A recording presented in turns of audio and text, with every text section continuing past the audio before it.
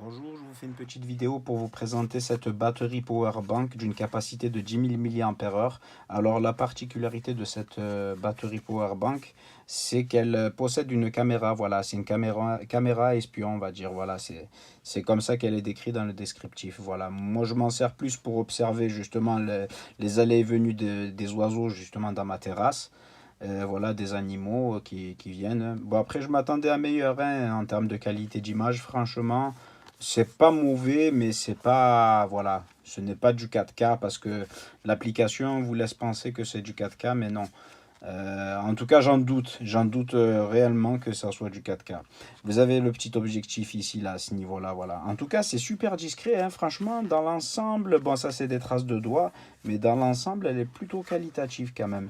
Vous avez un petit écran ici qui, lorsqu'on appuie sur un petit bouton, voilà, se situant sur le côté, nous indique le temps restant de capacité de la batterie, voilà, là en pourcentage, voilà, il reste 77%.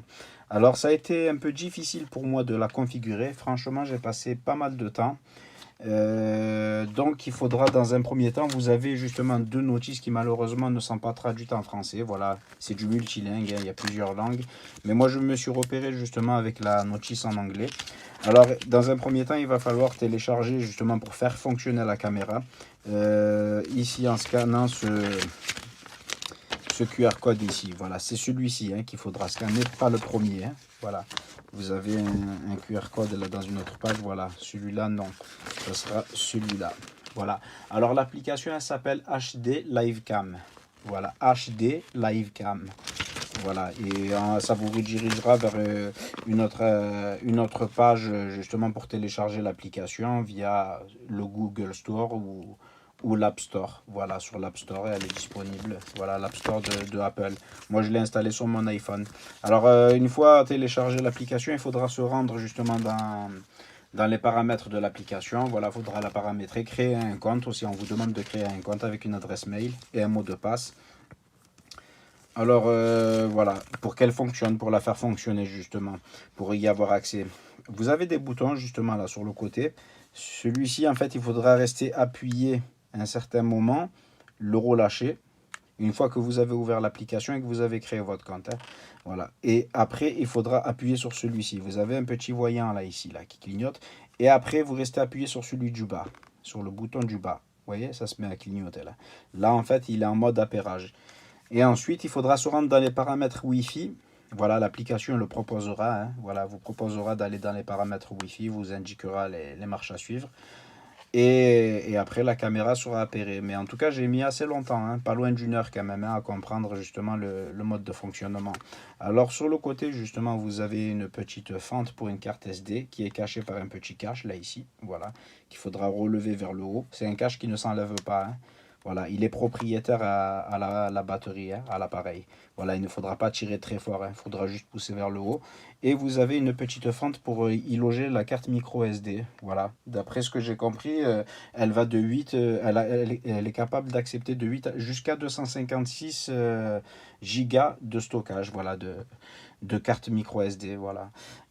Par contre, sur d'autres, justement sur le descriptif, dans d'autres paragraphes, ils disent 128 Go et je n'ai pas compris. Bon, le mieux c'est d'essayer avec une 64 ou une 128 Go et puis voilà, cela devrait être assez suffisant justement pour pouvoir enregistrer. Voilà, vous avez capteurs de nuit, ça fonctionne plutôt bien quand même, hein, justement vous avez des petites LED là ici, capteurs aussi de présence, capteur PIR à l'intérieur caché derrière ce petit cache là ici là.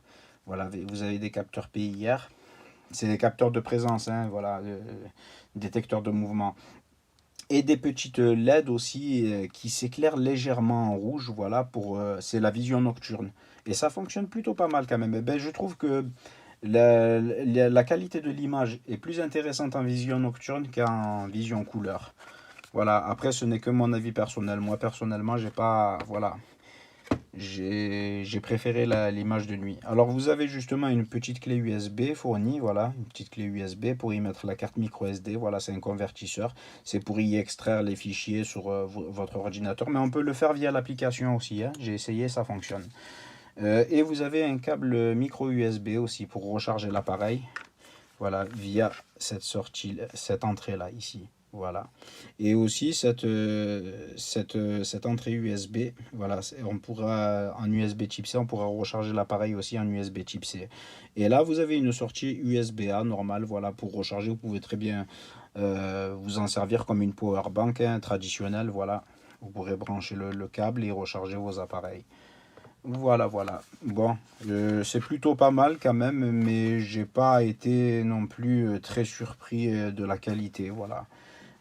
La qualité du boîtier, c'est plutôt pas mal quand même au toucher. Ça a un toucher un peu velours là. Voilà, mais après, pour la qualité de l'image, justement pour les fonctions qu'elle est censée proposer, cela fonctionne, oui, mais je n'ai pas été agréablement surpris, on va dire. Plus par la qualité de vision nocturne, oui, mais pas spécialement les. Voilà. Voilà, j'espère que cette vidéo vous aura été utile et je vous remercie de l'avoir visionnée. Merci.